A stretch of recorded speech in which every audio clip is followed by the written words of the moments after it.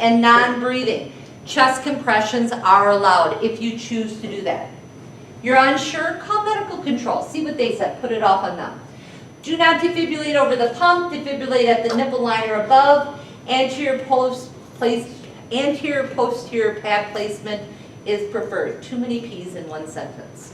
Remember that the patient's going to be on anticoagulants. And if you want to, you can go ahead and contact the VAC coordinator, but don't feel that you must do that.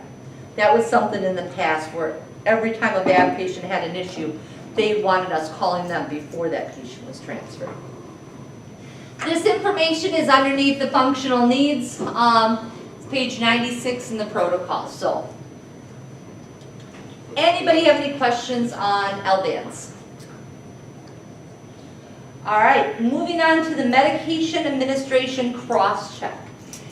This is something that has really swept the nation as far as making sure that we are not having medication errors or limiting the possibility of medication errors.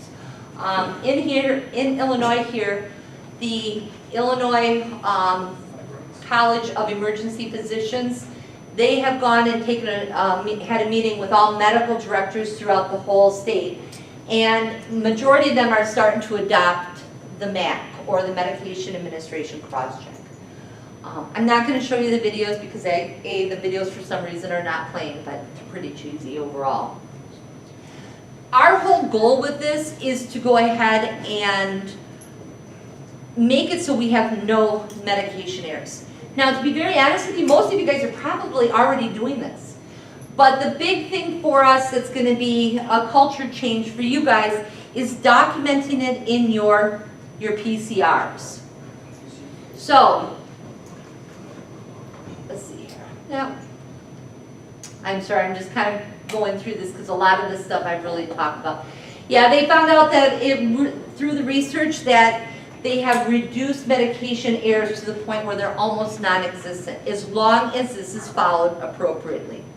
So what they're looking for is to go ahead and say, if I want to administer 0.3 milligrams of epi IMs to a patient, I'll draw it up 0.3 milligrams in the syringe and I will hand it off to my partner.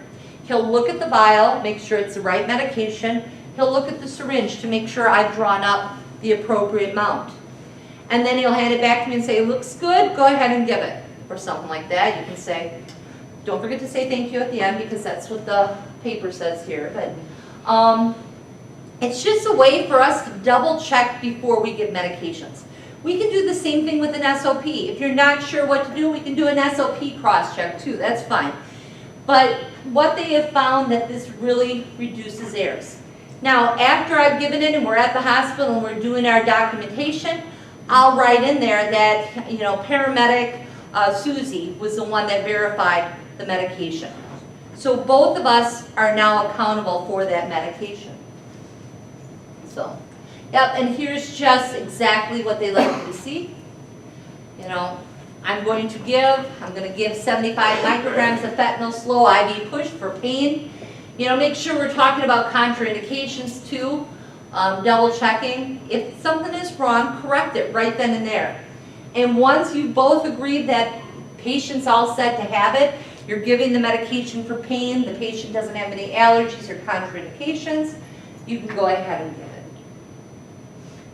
If we have medication errors, they are going to go back and look at your documentation to see, was the MAC followed? And we actually, we had an incident last October with a big medication error. It was a pretty significant one.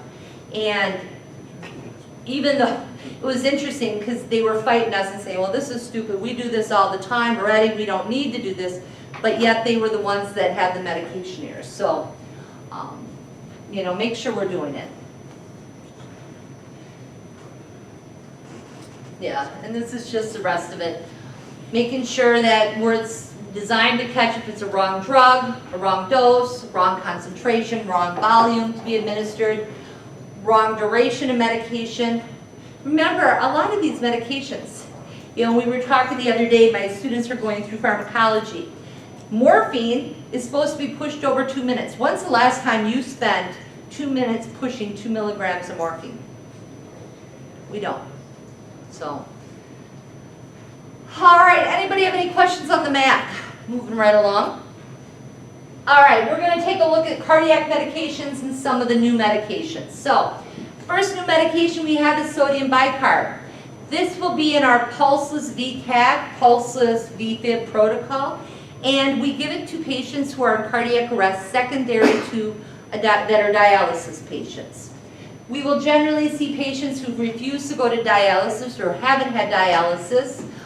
If they go into cardiac arrest, bicarb may be beneficial.